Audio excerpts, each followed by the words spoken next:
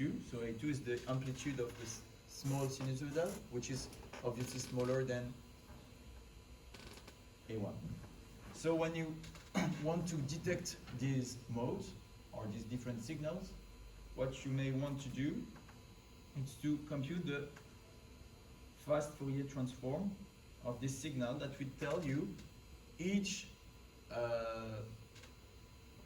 period or each frequency, because a frequency is just the inverse of a period, right? Mm-hmm. And so the fast Fourier transform will tell you, while you have a big component of amplitude with a frequency of f1 or 1 minus t1, and the same for a much higher frequency f2 but with a lower amplitude,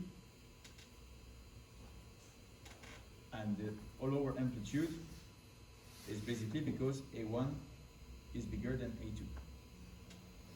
If you see this fast Fourier transform, you know that you have different seasonality with different amplitudes, and usually you look at the higher amplitude of the fast Fourier transform.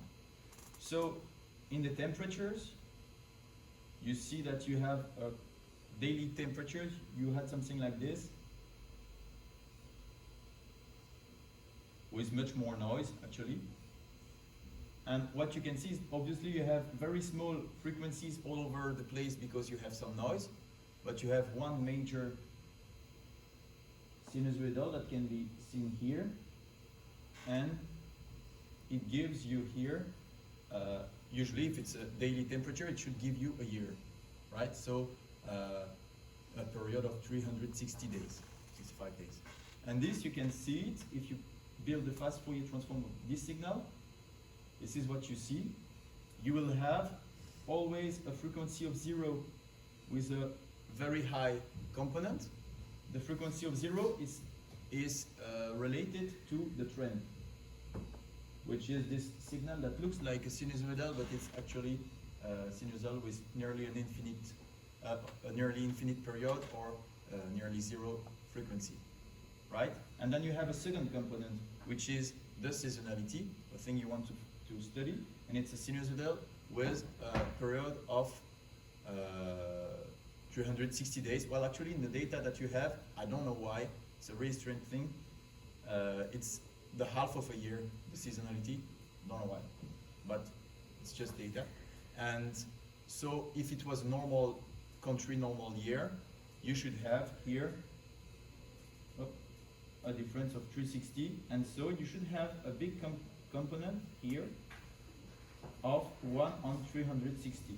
And then you can have different things here, but you should have a really low amplitude related to the other frequencies. That's what an FFT shows you. It's just what frequency is highly represented in terms of amplitude. So from the data, how come the zero frequency, like I didn't understand this infinite. Yeah, because so if you have, well, it's because of the trend. Here it's always constant, so you nearly have a frequency of 0, but basically when you have a trend, you can have your signal, which is like this, and it does this for years, you know, but you have, so very low frequency here, you have the sinusoidal, which is obvious, and then you have the trend, which at some point in the infinity could do a sinusoidal again. Okay. But even for this, it would still be 0 because it's flat line. It has no Yeah, frequency. it would be 0. It has a slope but no frequency. Okay. So that's for the FFT, and that's why it's interesting to, well, to see that. And do we need to understand how it actually works, or should I just understand what it does? No, you don't need to. Like it's pretty deep. Yeah, Theoretical you need to kind of know stuff, the Fourier statistics. transform, which is an infinite sum of sinusoidal. Okay, just know what it does. Yeah. Cool. Okay, so What is the the FF, y-axis of this graph? I know that. The y-axis is the sum of amplitudes, and so you just have to remember that it's the sum of amplitudes. So the higher the amplitude, and it's in the scale of the data you are looking at. So if you have frequency, which in terms of some, so this sinusoidal, for instance, it's really representative of the data, and so you will relate to this frequency a very high amount of temperature data, amplitude, and so you will have a high y-axis on the FFT transform.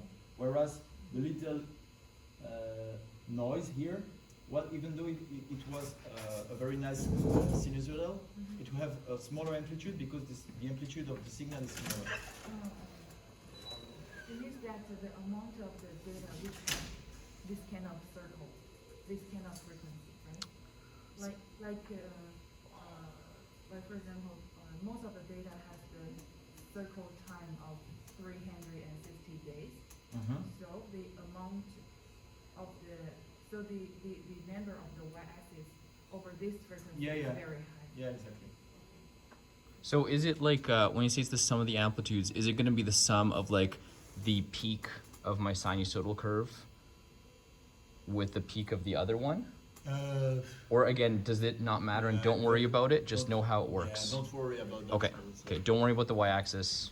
No, Just know that it's remember it showing gives you the- frequency, okay. FFT I mean, if you can, I mean, you can always look at the data and just find the seasonality, but Yeah.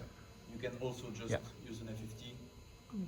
Okay, so the first peak in FFT tells us that there is a trend, Yes, at exactly. least. Okay, so this is Cool. Yeah. our So this is for the thing to know. FFT, and then just to be, so I'm sure everything is understood. For ARIMA, well, you have the AR, which is autoregressive, and that has a parameter P. Parameter P is the amount of lags you will use to try to predict your data at time t. So if you have data x, and so you want to predict data at time t, xt, if you say that p equals 2, you will say I can predict xt based on xt minus 1 multiplied by a given coefficient that actually the ARIMA operator will compute, it should try to optimize it, plus xt minus 2 multiplied by the same coefficient t minus 2 plus a given error. This is ARIMA, and to know this parameter p, that's why you use the partial autocorrelation function. So the partial autocorrelation function, which will tell you based on the lag. So you will have t minus 1, t minus 2. It will study for the whole data set the correlation between a data at time t and a data at time t minus 1. Then the correlation between data at time t and t minus 2. So if you have, for instance, a really high correlation between t minus 1, t minus 2, which can be negative, for instance, then t minus 3, nothing, t minus 4, nothing, and then for some reason t minus 5, yes. For some reason might be the seasonality, for instance. If you have a seasonality of like 5. Well then, this can tell you two things.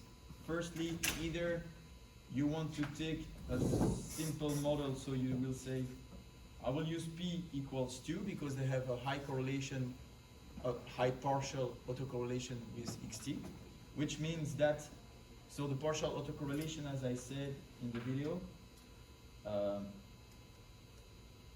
it shows you the direct impact of a data.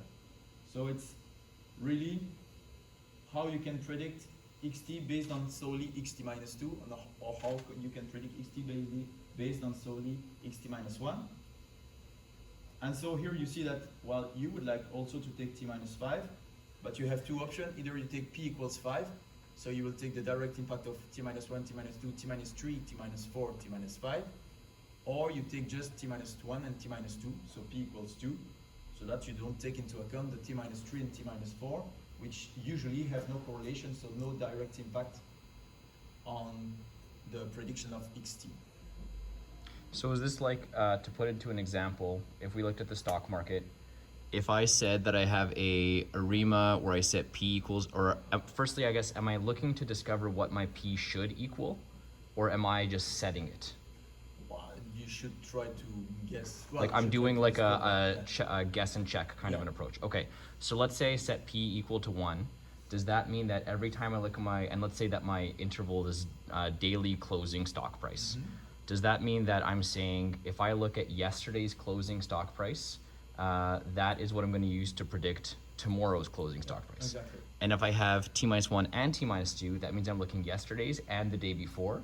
I combine those two, multiply it by some, is that gamma T minus 1? Or multiply it by some coefficients, Yeah. add some error, and all of that's going to give me tomorrow's closing stock price. Exactly. And in your example here, you're saying that I would have to look at yesterday's, the days before, and 5 days ago are able to give me tomorrow's stock Yeah. price. Is that correct? That's correct. Okay. And so you see that here you have very low correlation with t minus 3, t minus 4. So if you take p equals 5, in an ideal world, your ARIMA optimization model will assign phi 3 and phi 4 very low, Mm. so that you don't take actually into account the lag minus 3 and lag minus 4, but you will take phi 5, which is high, as well as phi 1 and phi 2. Mm-hmm. So that's what the ideal model should do. And that's why you use the partial autocorrelation for the autoregressive model, because you take a direct impact of each lag. So the difference with moving average, which is the MA, which has a parameter Q thing, well, to predict XT, it will be based on an average. So you know that the average for instance is 5, and you will say, based on the error of prediction of the day before in comparison to the average, I will try to adapt the prediction xt. So it will not take into account xt minus 1, it will take into account the error in t minus 1 based on a given average which I'm supposed to know, and the value of t minus 1, which would be the error based on an average, which is the moving average. And so if you take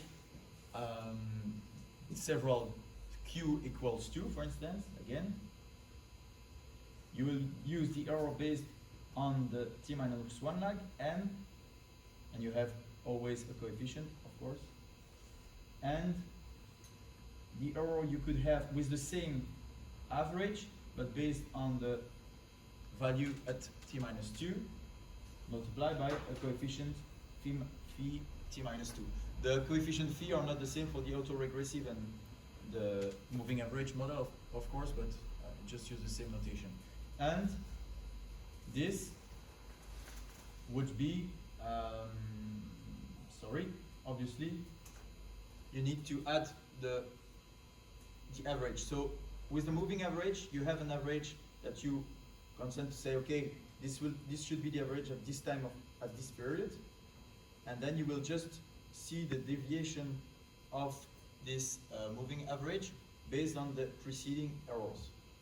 So what you do with moving average is that you don't predict xt, you actually, if you look at it, you predict the error at time t based on the preceding error at time t minus 1, t minus 2, etc. Can you say that in an example format now? Like if we use the stock example, same thing of closing day stock prices. So if in average, you know that the stock price, so it works, the moving average, it means that at some point you adapt the average, but it's in the optimization process. But in a window where you have an average of 5, if you had at xt minus 2, let's not do that. Let's say that xt is equal to 6. Let's do it. xt is equal to 6, the average is 5, so the error is minus 1. right? So you want to predict xt plus 1.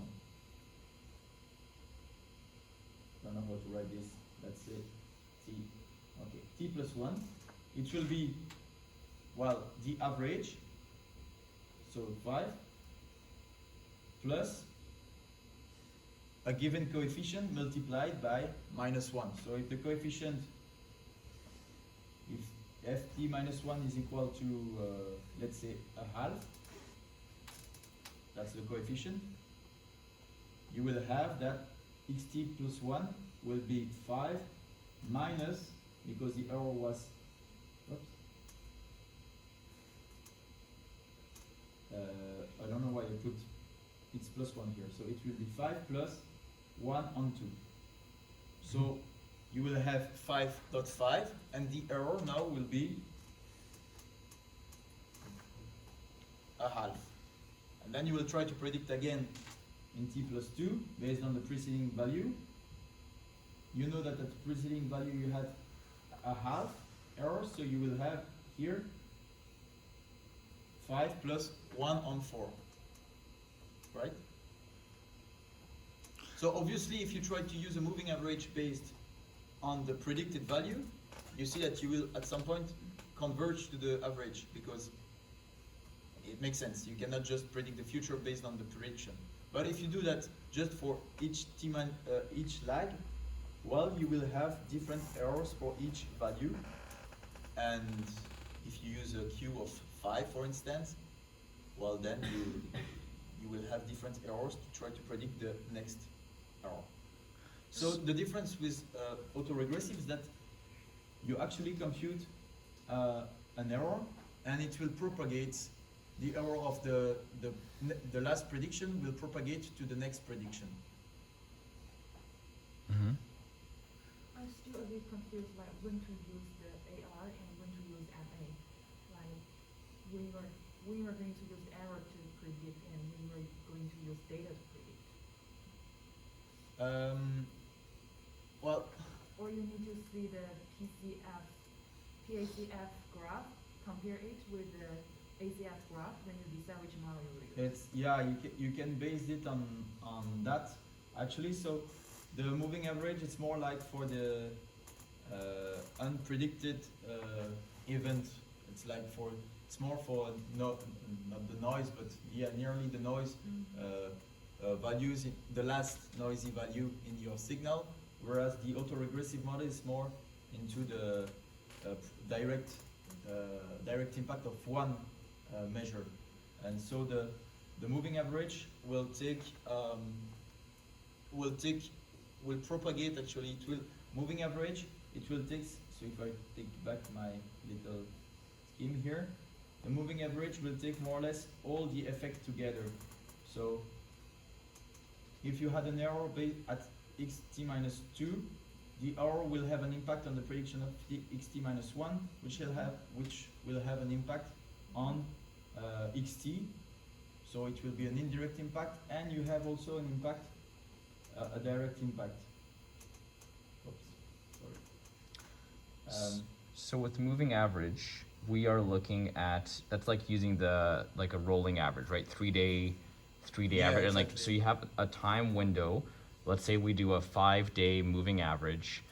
So at any point we're smoothing our data out, and we basically can say, yeah, we have an average that's moving. And then you're saying that you're going to look at each data point within that moving average and assign it some error. So if I have a moving average of 5, I can look at each one of 1, 2, 3, 4, and 5 and say how much of an error is there between the average and what the actual data point is, and then we're using that to propagate forward. Yes. So if I have a moving average of 5 days, can I ever use like an xt minus 6? Can I ever have an error that's looking at a day outside of my window? Well, if these are prediction, yes, but if it's the observed data, no. So if you only have observed data and you try to predict the next day Yeah. value based on moving average, you will only use the errors up to t minus 5, not Yeah, t up minus of 6. what's in my window. Yeah. Okay. And so then really, like you're with a what's this one called? Moving average? Moving average, yeah. Okay, with moving average then, even if I have a data set of 1,000 days, I'm only ever looking at whatever my window is. Yeah, So if I'm only looking at 5 days of a moving average of 5, I only ever need the last 5 data points. I don't need the entire data set No. if I just want the next. yeah. Well, yes, exactly. But for the auto-regression too, actually, if you only want to predict the next day data, well, to train your ARIMA model, you will need the whole data set, of course. Mhm. But if you have a trained model that you want to apply, you will just look at the xt minus 1, xt minus 2 until xt minus p. For moving average, are you training anything? Yes. I guess- So it's invisible in the ARIMA rapid minor operator, but it trains the coefficient for the moving average and for the Okay. autoregressive model. That's why it takes much more time. If you take p equals 20, for instance, well, it will try to optimize all the coefficient, which takes more time. It's not applying the model that takes time, it's finding the coefficient. So does this then mean like if I train on a moving average, I guess I'm just having a hard time seeing how it then is able to apply, like especially if I have seasonality, for example, and I trained a moving average, how is it able to know like where I am in my seasonality that I'm on an upward trend if I'm trying to predict far into the future? Like how does it know which, I'm not doing a great job explaining this. If I just look at my moving average It will window. just shift. So you always observe a signal, but with a window, Mhm.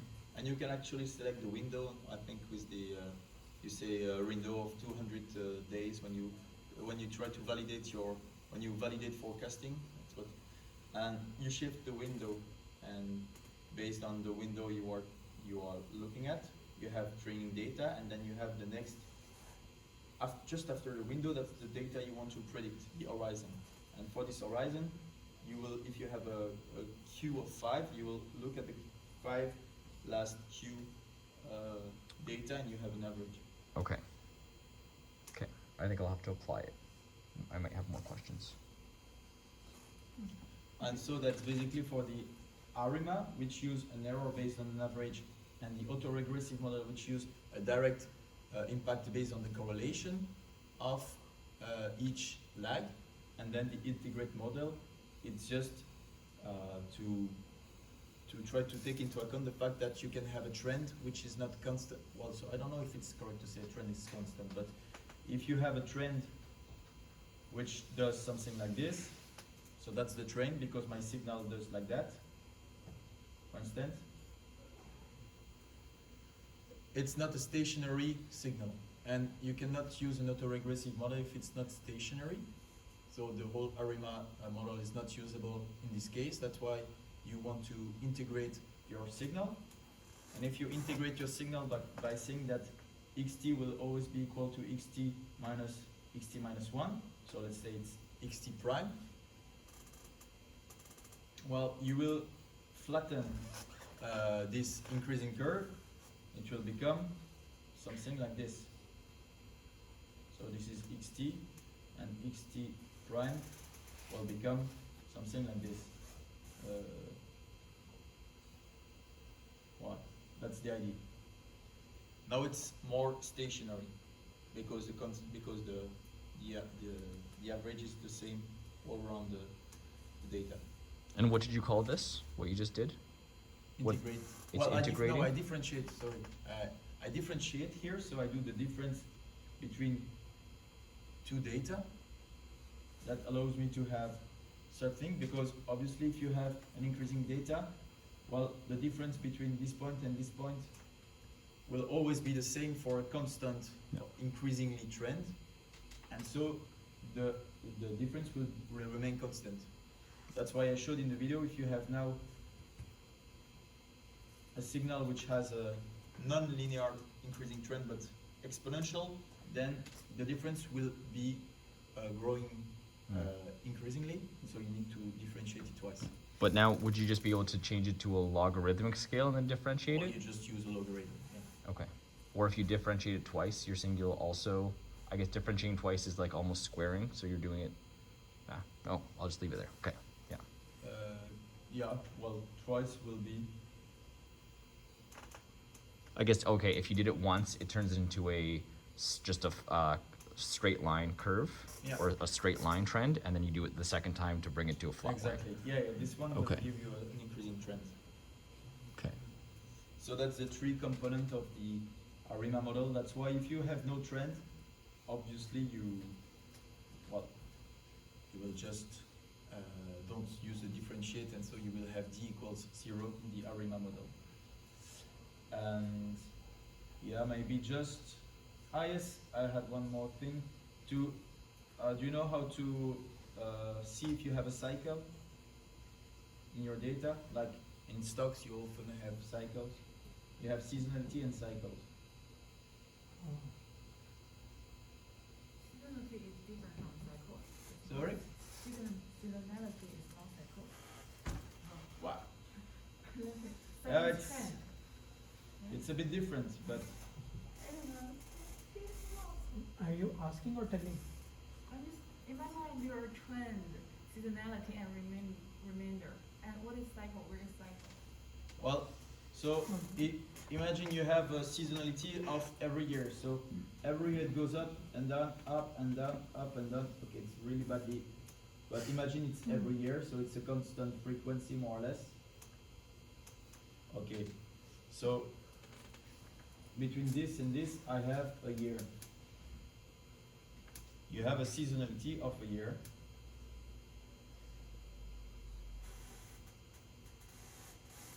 I mean, you could say it's the same, but it's just that when you have different time periodicity, you could say that one is a cycle, one is seasonality, because one thing could change every year. You know, the price of a material that goes up in winter and then goes down in summer, like say the wood, for instance. But then also you know that in history you have every 4 years it goes up, 4 years it goes down, then yeah, I draw it badly, but and then it should go up 4 years again, and then go down 4 years again, etc. You could say that this is a cycle, and the cycle, I would say that the cycle is more the. If I had to identify the cycle, I would say it's the seasonality of the trend. So you try to look at the trend from your data, which is the green thing, and you see that your trend is up and down, even though it can increase at the end. So if you have a trend like this, you could have you could have different trends. That's the difficulty in signal analysis, because you could always also say that this is my trend. You know, you have different things that you can observe. So you can say that you have an increasing trend, like any stock is increasing since 20 years, obviously, but still you talk about cycles, because you know that every 2 years or every 3 years you will have a metal increasing cycle or decreasing cycle. But then you have seasonality, because in winter you have less access to material or cost more, I don't know, than for winter. So you have different seasonality if you want, but the short seasonality, like every year, we'll call it usually a seasonality. And then a cycle that can eventually change every 2 years, 3 years, it will be more a cycle, because it's just like a human scale definition. It's just, so, yeah. And so if you want to see the cycle, that's why I think it's interesting to decompose a time series in terms of trends, seasonality, remainder, because then you use the trend and you try to see the seasonality of the trend, which might give you a cycle. Yep. So this is more or less all. Yeah, and so the autocorrelation function will allow you to try to give an approximate value for the Q, because the autocorrelation function has a difference to the partial autocorrelation function will give you the correlation, but not of the direct impact. Actually, I don't know what's the math behind it, but it will just use the correlation based on direct and indirect impact. And so if you have for different lags this type of view, it's usually something you will have based on the autocorrelation. So lag is 1, lag is 2, lag is 3, etc. And then you have 1 here, for instance. You will have much more component than in the partial autocorrelation, because if you have, for instance, the lag, the t-5 that has an impact on t-4, that has an impact on t-3, that has an impact on t-2, you will always have this impact recomputed every time. So that's why you will often have a correlation which is higher for the lags in the autocorrelation function in comparison to the partial, because you have this cumulated effect. But it should go down. If it never goes down, if you have this kind of autocorrelation function, It's just white noise.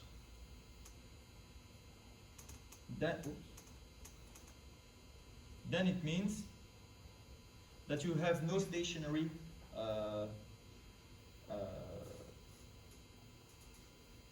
signal. It's Because just it it's just always- purely noise. Yeah, Yeah. you have. I would not say it's purely noise. It's not purely noise, but the error is always higher. So you always get a higher error, higher error, higher error.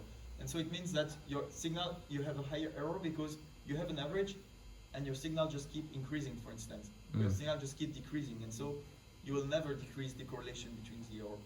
That's why I showed with my example here. I will finally get a stationary signal because I have an average and the error will just converge to the average, and this will be stationary. But if the error was just keep on increasing, it would mean that actually my average is not representative of my signal because my signal is going up or down.